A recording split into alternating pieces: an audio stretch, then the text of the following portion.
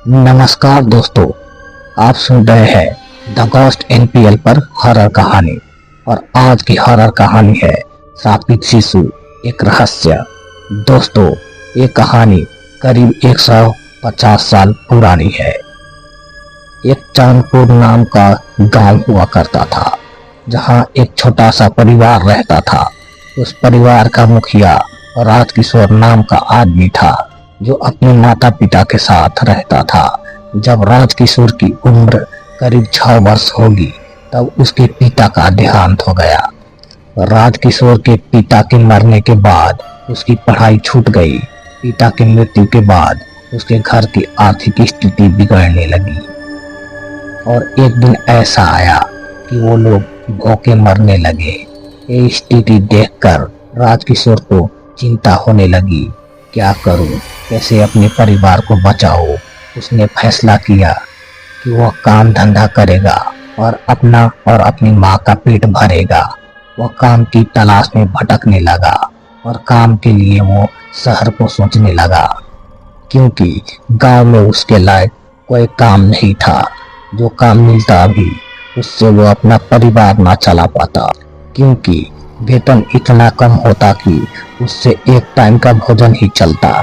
जिससे उसने फैसला किया कि वो शहर जाकर अपने दोस्त के साथ वही काम करेगा, वही काम ढूंढ लेगा, क्योंकि उसका दोस्त, जिसका नाम दिनेश था, वो शहर में बहुत बड़ी खुदाई कंपनी में मिट्टी का खुदाई का काम किया करता था। वो दूसरे दिन शहर चला गया अपने दोस्त के पास और उसी कंपनी में काम करने लगा। उसको काम करते करीब 3 महीने हो चुके थे। अब उसकी वेतन भी बढ़ गई थी। अब उसकी घर की स्थिति कुछ सुधार हो गई थी। एक दिन अचानक खुदाई करते हुए राजकिशोर को जमीन के नीचे से एक लोहे का ताबीज मिला, जो बहुत ही अजीब आकार का था। उस पर उर्दू में कुछ लिखा था, लेकिन आधा और आधा मिट चुका था। उसको कुछ समझ में नहीं आ रहा था कि वो क्या करे।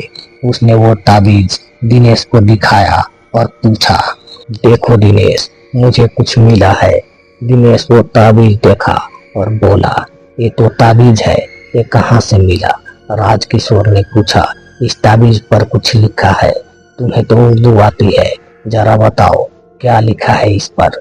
दिनेश ने उसे पढ़ा तो उस पर लिखा था, अपनी विश वरदान मांगो, बाकी मिट चुका था।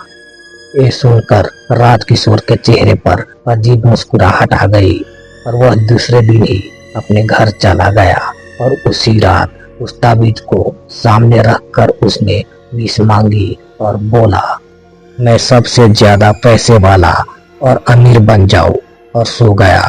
सुबह जब उसकी नींद खुली तो देखा उसके घर के बाहर बहुत भीड़ जमा है, और तभी उसका दोस्त उसके पास आया और बोला, भाई, कंपनी मालिक ने तुम्हारा ओहदा बढ़ा दिया है और तुम कंपनी के मालिक के नीचे अधिकारी के पद में काम करोगे। ये सुनकर वो समझ गया कि ये सब उस ताबीज का कमाल है। 1 महीने के अंदर वो बहुत बड़ा आदमी बन गया।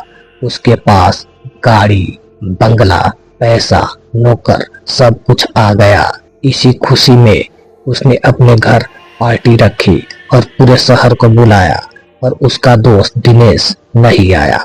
वो दूसरे दिन अपने दोस्त दिनेश से मिलने उसके घर पहुंचा तो देखा उसके घर के बाहर बहुत भीड़ जमा है। उसने पास जाकर देखा तो दिनेश की मौत हो चुकी थी। उसकी दोनों आंखों से खून निकल रहा था और पूरा शरीर सड़ गया था। उसके इस रहस्यमय मौत से पूरे इलाके को डरा दिया था। राजकिशोर दोस्त की मौत से बहुत दुखी रहने लगा।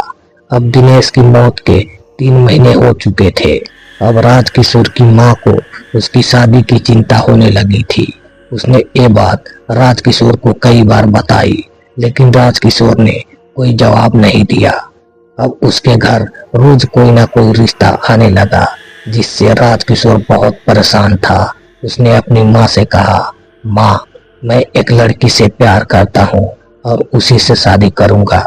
माँ ने कहा, ठीक है, तू जिससे प्यार करता है उसी से शादी कर, लेकिन उसका नाम तो बता, कहाँ रहती है, क्या नाम है, काम क्या करती है। इस पर राजकिशोर ने जवाब दिया, माँ, उसका नाम नीलम है, वो मेरी कंपनी में काम करती है।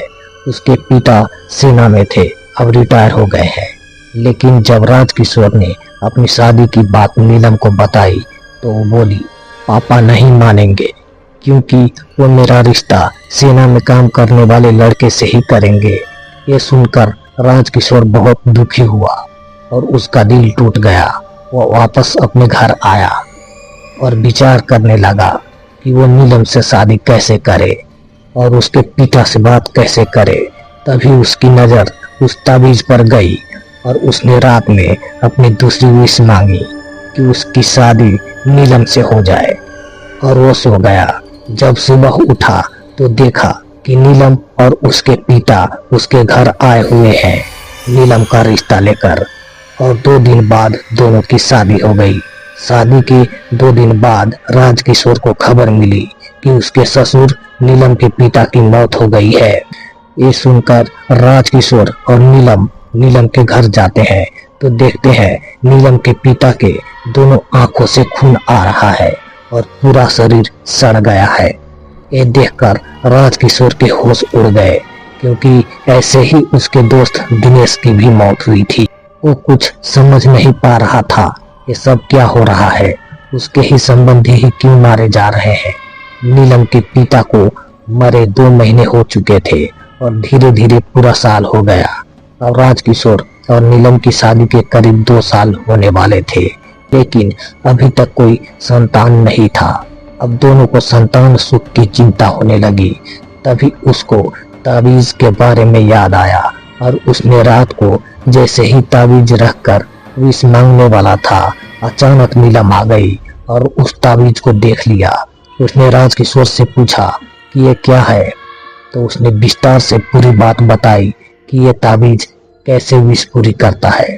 तो ये सुनकर नीलम को विश्वास नहीं हुआ और बोली, अच्छा तो ठीक है, मैं विष मांगती हूँ, मुझे एक प्यारी सी बच्ची देना। तभी राजकिशोर भी विष मांग बैठता है कि मुझे पुत्र चाहिए जो कि सबसे अलग और शक्तिशाली हो। दोनों की अलग अलग विष एक दूसरे को सुनकर नीलम ने कहा कि ये क्या किया आपने, दोनों ने एक साथ विष मांग ली, अब क्या होगा। धीरे धीरे समय बीतता गया और वो दिन भी आ गया। नीलम अस्पताल में भर्ती थी और उसकी डिलीवरी में अभी थोड़ा समय बाकी था। तभी हॉस्पिटल के फोन में राजकिशोर के लिए एक फोन आया। वार्ड बॉय ने फोन उठाया और राजकिशोर को बुलाते हुए बोला, अरे भाई साहब, आपका फोन आया है। इस पर राजकिशोर ने फोन लिया तो उसके होश उड़ गए, क्योंकि माँ की मौत की खबर थी। वह पूरी तरह टूट चुका था। वह तुरंत अपने घर को भागा तो देखा उसके घर में बहुत भीड़ जमा थी। उसने अपनी माँ को देखा तो बेहोश हो गया, क्योंकि उसके माँ की मौत भी ठीक उसी तरह हुई थी जैसे उसके दोस्त और ससुर की हुई थी। उसकी माँ के आंखों से खून बह रहा था और पूरा शरीर सड़ गया था। वो इस सदमे से बाहर निकल ही नहीं पाया था। तभी उसको उसकी बच्ची के जन्म की खबर मिलती है। राजकिशोर बड़ी विवशता से सोचने लगा कि वह क्या करे, माँ की मौत का मातम मनाए या बच्चे की खुशी मनाए। राजकिशोर अपनी माँ का अंतिम संस्कार करके वापस अस्पताल पहुंचा तो डॉक्टर ने बताया कि नीलम को एक लड़का भी हुआ है। जैसे ही उस लड़के को देखने डॉक्टर और बाकी स्टाफ के साथ राजकिशोर पहुंचा तो देखा सभी उस बच्चे को देखते ही भागने लगे। राजकिशोर को कुछ समझ नहीं आ रहा था, ये सब क्या हो रहा है। उसने जैसे ही उस बच्चे को देखा तो वह खड़ा खड़ा रह गया, क्योंकि वह बच्चा नहीं, एक शैतान था, पिशाच था। उसकी आंखें बिल्कुल लाल खून जैसी भरी और आधा शरीर सड़ा हुआ था। ये देखते ही उसने उस बच्चे को जमीन पर ही फेंक दिया। लेकिन अचंभा तो तब हुआ जब राजकिशोर के फेंकने के बाद वो बच्चा हवा में लटका हुआ था। वह डर से जैसे ही वह अपनी पत्नी नीलम की तरफ भागा तो देखा कि उसकी पत्नी की भी मौत हो चुकी है। उसकी आंखों से भी खून आ रहा था और शरीर सड़ने लगा था। ये देखकर वह बदहोश हो गया और बिलख बिलख कर रोने लगा और कहने लगा कि ये सब मेरी वजह से हो रहा है। जाने कहां से वो ताबीज में घर ले आया। ये सब उस ताबीज की वजह से हो रहा है। वो ताबीज मनहूस है। एक तरफ मेरी मन्नत पूरी करता है और दूसरी तरफ मेरे अपनों को मौत के घाट उतार देता है। राजकिशोर समझ चुका था कि ये सब उस ताबीज की वजह से हो रहा है और ये बच्चा भी उसी की देन है।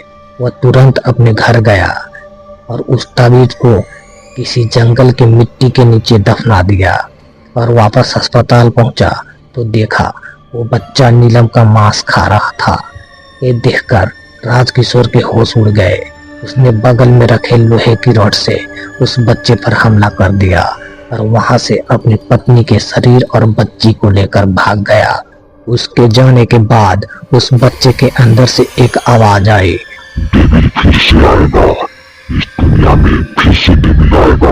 और अचानक पूरा अस्पताल गिरने लगा और कुछ ही देर में अस्पताल खंडर में तब्दील हो गया। सैकड़ों मरीजों की जान चली गई।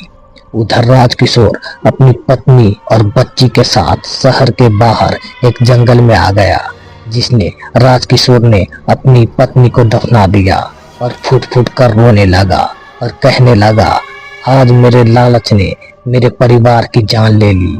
अब मेरा इस बच्ची के सिवा कोई नहीं है। तभी उसकी बच्ची ने अपने छोटे हाथों से अपने पिता राजकिशोर की उंगली पकड़ ली, जो देखकर राजकिशोर को बहुत तसल्ली मिली। वो सोचने लगा, चलो मेरी बेटी तो मेरे पास ही है, अब मैं अपना पूरा जीवन अपनी बेटी पर निछावर कर दूंगा, खूब पढ़ाऊंगा, खूब लिखाऊंगा। ये सोचकर वो शहर छोड़कर दूसरे शहर चला गया। ये सोचकर वो डेविल और उस ताबीज से छुटकारा पा गया, लेकिन उसे नहीं पता था कि उसका बोया उसकी बेटी पर भी पड़ेगा। अभी तो असली खौफनाक मंजर आना बाकी था, जो डेविल नाम का था। इन सब से अनजान राजकिशोर अपनी बेटी की परवरिश करने लगा। राजकिशोर का सब कुछ खत्म हो गया था, बंगला, गाड़ी, पैसा, सब कुछ, यहाँ तक कि उसकी पत्नी भी। राजकिशोर की बेटी अब 14 साल की है, जिसका नाम सायना है। राजकिशोर एक फैक्ट्री में काम करता है, लेकिन उसकी बेटी 14 साल जरूर हो गई थी, लेकिन उसको बुरे बुरे सपने आते थे, जो कि उसके बचपन की कुछ यादें, जैसे वो हॉस्पिटल जहां उसका जन्म हुआ था, उसकी माँ और एक भयानक बच्चा। ये सपने अक्सर सायना को जगा देते थे और काफी डरा देते थे। उम्र के साथ साथ उसके सपने और भी भयानक होते चले गए। सायना अब 21 साल की हो गई है और कॉलेज में आईटी की पढ़ाई कर रही है। सब कुछ अच्छा चल रहा था। एक दिन सायना कॉलेज से घर आ रही थी। आने में उसे काफी देर हो गई थी, करीब 9 बज रहे थे। जैसे ही वो अपने घर के पास वाली रोड पर आई तो मोड़ पर एक काले रंग का दस्ताना मिला। जैसे ही वो दस्ताना उसने उठाया तो देखा उसके पीछे से किसी की रोने की आवाज आ रही है। जैसे ही उसने पीछे मुड़कर देखा तो वहां कोई नहीं था। अचानक उसके सामने एक बच्चा दिखा, जो उसे अजीब तरह से घूरे जा रहा था और देखते ही देखते वो एक कुत्ते के बच्चे में तब्दील हो गया, जिसके मुंह से खून टपक रहा था। ये देखकर उसका दिमाग काम करना बंद कर दिया। वो घबराकर अपने घर को भागी और घर के मेन गेट पर औंधे मुंह गिर पड़ी। जैसे तैसे अपने कमरे में जाकर अपना गेट बंद किया और बेड पर लेट गई। वो इतना डर चुकी थी कि वो सोचने लगी, आज तक कभी ऐसा नहीं हुआ, आज ये सब कैसे हो रहा है। उसने अपनी दोस्त को फोन मिलाया और पूरी घटना बताई तो उसकी दोस्त ने बताया, ये सब तुम्हारा वहम है, ऐसा कुछ नहीं है, पानी पी लो और सो जाओ। इतना कहने के बाद फोन कट गया। सायना ने सोचा, हो सकता है कि मेरी वहम हो, और पानी पीकर सोने की कोशिश करने लगी। तभी अचानक उसके गेट पर खटखटाने की आवाज आई तो सायना डर से उठ गई और सामने हुई आवाज में पूछा, कौन है वहां। इस पर राजकिशोर ने जवाब दिया, बेटा गेट खोलो। क्या हुआ, बहुत जल्दी सो गया क्या, खाना नहीं खाना। इस पर साइना ने जवाब दिया, नहीं पापा, मुझे भूख नहीं है, मैं सोने जा रही हूँ। जिस पे राजकिशोर विचार करने लगा, आखिर इसे आज क्या हो गया है। सुबह जब साइना उठी तो उसको महसूस हुआ कि उसके पूरे शरीर में एक अजीब सा दर्द हो रहा है। वह समझ नहीं पा रही थी कि आखिर उसके साथ क्या हो रहा था।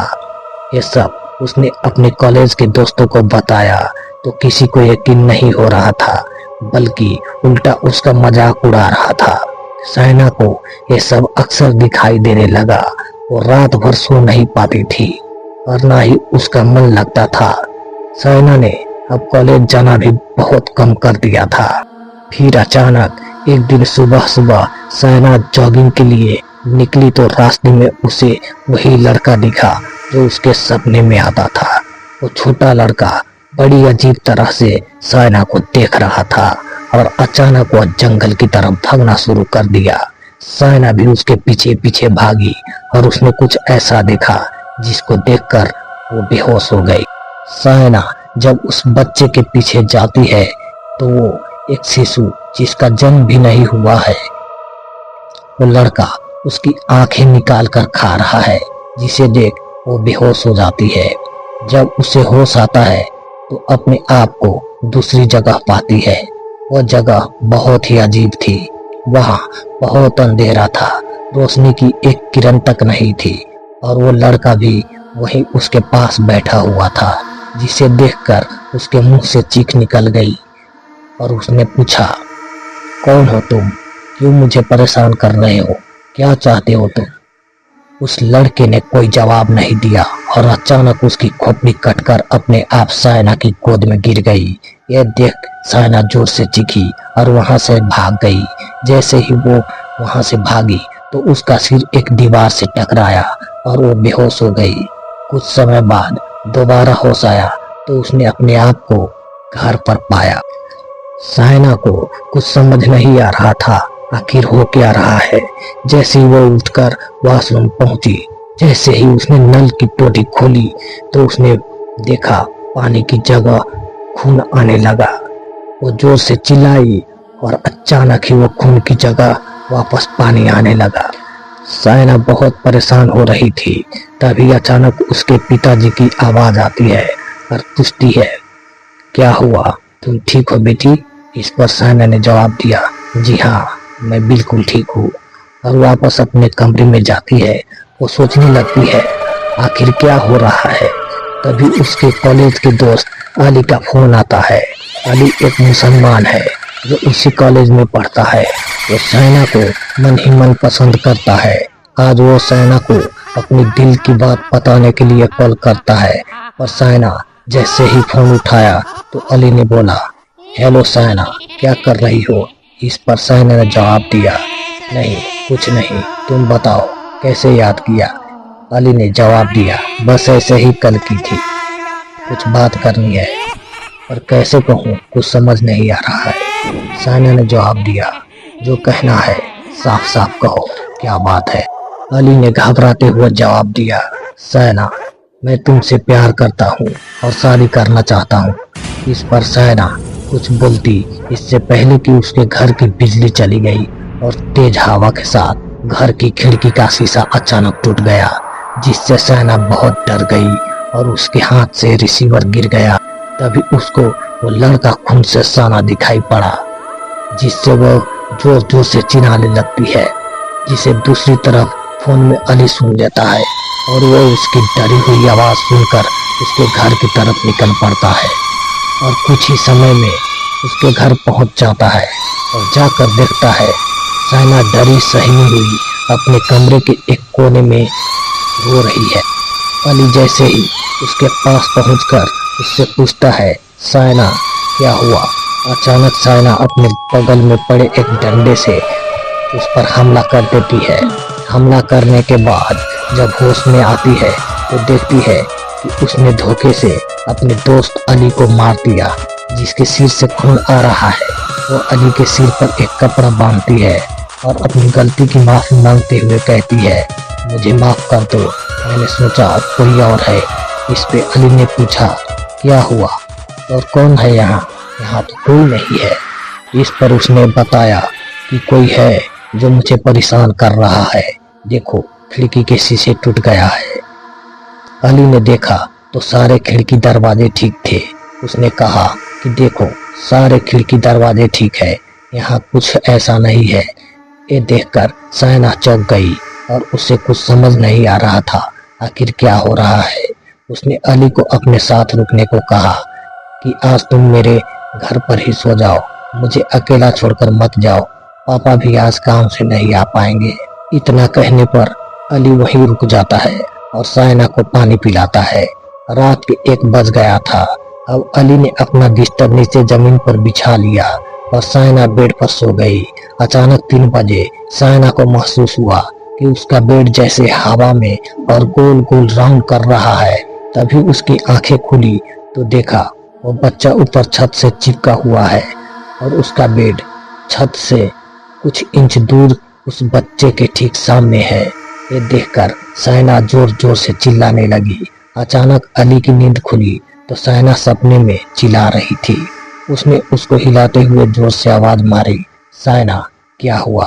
सायना की नींद खुली तो देखा उसका बेड नीचे है और ऊपर छत पर कोई बच्चा नहीं है। इससे वो काफी घबरा जाती है और अली को अपने साथ बेड पर लेटने को बोलती है।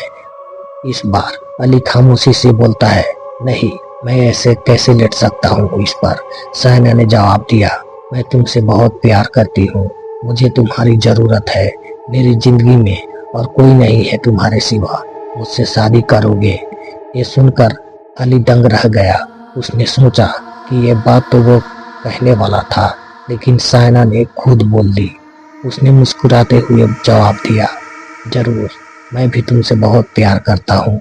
इसके बाद अली सायना के बगल में लेट गया और दोनों के बीच संबंध कब स्थापित हो गया पता ही नहीं चला। अचानक सायना के पिता वहां पहुंच गया और दोनों को इस अवस्था में देख लिया, जिसके बाद दोनों के पैर के नीचे से जमीन खिसक गई। राजकिशोर बिना कुछ बोले घर के बाहर चला गया और काफी देर हो गई थी, वापस नहीं आया। तो अली और सायना उनको ढूंढने के लिए घर से निकल गया। सुबह से शाम हो गई और राजकिशोर का कोई पता नहीं चला। अली सायना अपने किए पर पछता रहे थे कि उनकी वजह से राजकिशोर कहीं चला गया। इसके बाद देर रात राजकिशोर को ढूंढते ढूंढते एक जंगल में पहुंचे, जहां एक छोटा सा बच्चा एक तालाब के किनारे रो रहा था। उसके बगल में सफेद कपड़ा ओढ़े कोई लेटा था। अचानक उसकी नजर उस आदमी और बच्चे पर गई तो बच्चा कुछ खा रहा था। सायना और अली उस बच्चे को देखते हैं तो उसके होश उड़ जाते हैं। वो बच्चा एक भयानक चेहरे वाला था जो बगल में पड़े लाश को खा रहा था। वो लाश और किसी का नहीं बल्कि राजकिशोर का था, जिसे देखकर दोनों बेहोश हो गए।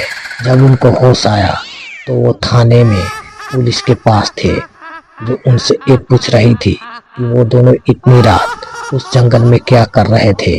जिस पर सायना ने पूरी बात बताई तो पुलिस वालों ने जवाब दिया कि आप दोनों के अलावा और कोई नहीं था।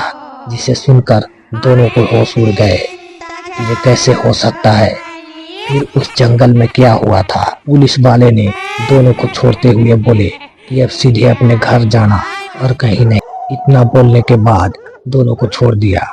दोनों छूटने के बाद वही जंगल में पहुंचते हैं जहां राजकिशोर और वो बच्चा देखा था, लेकिन अब वहां कोई नहीं था। दोनों को अपनी आंखों पर विश्वास नहीं हो रहा था। काफी देर देखने के बाद वहां कोई नहीं मिला। इसके बाद दोनों ने सोचा शायद उसका वहम हो, और जैसे ही दोनों वहां से मुड़े और कुछ ही दूर चले होंगे तभी सायना की नजर नीचे जमीन पर पड़ी तो देखा जमीन पर एक हाथ जो खून से सना था। वो हाथ किसी और का नहीं राजकिशोर का था। वो कटा हुआ हाथ देखकर बोली, ये मेरे पापा का हाथ है, और जोर जोर से रोने लगी। अली भी कुछ समझ नहीं पा रहा था क्या सही है क्या गलत है। उन्होंने पूरा जंगल छान मारा मगर बाकी शरीर का हिस्सा नहीं मिला। देखते देखते सुबह हो गई और अचंभे की बात तो ये है कि सुबह सुबह तक वो भी हाथ गायब हो चुका था। राजकिशोर की मौत रहस्य बनकर रह गई, लेकिन राजकिशोर की मौत का कारण आज भी सायना और अली अपने आप को मान रहा था, क्योंकि उस रात को जो भूल दोनों से हुई थी उसी के कारण राजकिशोर की मौत हुई थी। सायना और अली के शादी के 4 साल हो गए हैं। दोनों अपने बीते कल को याद नहीं करना चाहते, मगर उनके साथ जो हुआ वो राज अभी तक राज ही है। दोनों ने वो शहर छोड़कर दूसरी शहर को और अपना घर बसा लिया, लेकिन अभी तक उनको किसी बच्चे का सुख प्राप्त नहीं हुआ। वो रोज चर्च और मंदिर, मस्जिद, गुरुद्वारा, भगवान के दर्शन करने जाते हैं। हमेशा उदास होकर वापस आ जाते थे, लेकिन भगवान को भी शायद अभी और इंतजार करना था। लेकिन सायना की जिंदगी में सब कुछ लगभग अच्छा हो गया था, सुधर चुका था, लेकिन आज भी उसको उस बच्चे के सपने उसको डरा देते हैं। एक दिन भगवान ने दोनों की सुन ली और वो दिन भी आ गया जब सायना 3 महीने से प्रेग्नेंट थी। दोनों बहुत खुश थे कि दोनों की जिंदगी में एक नया सदस्य की जगह पूरी होने वाली थी, लेकिन लगता है सायना की बाद किस्मत सायना का साथ नहीं दे रही है। एक दिन देर रात सायना के पास एक फोन आया तो सायना के होश उड़ गया। एक दिन देर रात सायना के पास एक फोन आया तो सायना के होश उड़ गए। उस फोन में अली के एक्सीडेंट हो गया है, जिसमें अली की गंभीर रूप से मौत हुई थी। जिस खबर को सुनकर वो तर-बितर हो गई। सबसे बड़ी अजीब बात तो ये है कि उसकी मौत एक रहस्यमय तरीके से हुई थी। पुलिस ने जब छानबीन की तो उनको पता चला जिस रोड में उसका एक्सीडेंट हुआ था वहाँ कोई गाड़ी ही नहीं चलती, बल्कि वो रास्ता तो करीब 12 साल से बंद है। लेकिन अली उस रोड पर कैसे पहुँचा, कब पहुँचा, क्या हुआ उसके साथ, एक रहस्य बनकर रह गया। किसी तरह सायना ने अपने बच्चे के खातिर अपने आप को संभाल लिया और धीरे धीरे समय बीतता गया। डिलीवरी का टाइम भी आ गया। अब सायना को उस दिन के बाद से वो खतरनाक सपने भी नहीं आते। डिलीवरी के 2 दिन पहले ही वो अस्पताल में भर्ती हो गई। इसके बाद वो खास दिन आया जिस दिन सायना की डिलीवरी होने जा रही है। आज बड़े काले बादल, घनी रात कड़क रही है। बिजली के बीच सायना का डिलीवरी शुरू हो गया। करीब 1:45 बज चुके थे। बच्चे का जन्म हुआ। एक अजब बात थी, बच्चे का वजन इतना ज्यादा था जैसे 1 साल के बच्चे का वजन होता है। डॉक्टर को कुछ समझ में नहीं आ रहा था कि आखिर उसकी पूरी जिंदगी में पहली बार ऐसा देखा था जो इतना हेल्दी था, जैसे बच्चा 1-2 साल का हो। जब बच्चे ने अपनी आंख खोली तो डॉक्टर उसकी आंख देखकर बेहोश हो गया। जब उसे होश आया तो सब कुछ भूल गया था, सभी को पहचान तक भूल चुका था। जो भी उस बच्चे को देखता उसके साथ कोई ना कोई घटना हो जाती। यहाँ तक कि अस्पताल में कई लोग तो मौत के घाट उतर गए थे। क्या हो रहा था, कैसे हो रहा था, कुछ समझ नहीं आ रहा था। यहाँ तक कि हॉस्पिटल के मरीज तक मर रहे थे। देखते देखते पूरा हॉस्पिटल खाली हो गया था। करीब 2 दिन बाद सायना को होश आया तो उसने देखा वो अस्पताल के जिस कमरे में थी वो कमरा पूरी तरह सड़ चुका था। ये सब क्या हुआ, ये सब समझ पाती तब तक उसने अपने पलने में देखा तो बच्चा गायब हो गया। वो पूरे अस्पताल में ढूंढने के बाद भी बच्चा नहीं मिला और उसने देखा हॉस्पिटल खाली हो चुका है। जब दोबारा अपने कमरे में पहुंची तो एक आवाज आई, डेविल आ चुका है। और जैसे ही वह ये आवाज सुनी तो उसका दिल डर की वजह से बैठ गया। तभी उसकी नजर उस झूले में पड़ी तो देखा झूला हिल रहा है। जब दोबारा अपने कमरे में पहुंची तो एक आवाज आई, डेविल आ चुका है। और जैसे ही वो ये आवाज सुनी तो उसका दिल डर की वजह से बैठ गया। तभी उसकी नज़र उस झूले में पड़ी तो देखा झूला हिल रहा है, कमरे की लाइट जलती बुझती है। ये सब देखकर वो अस्पताल के बाहर भागी तो नीचे जमीन में एक बच्चा चल रहा है।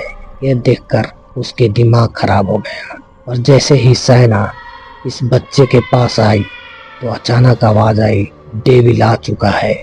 जैसे ही बच्चे को देखा तो बेहोश हो गई।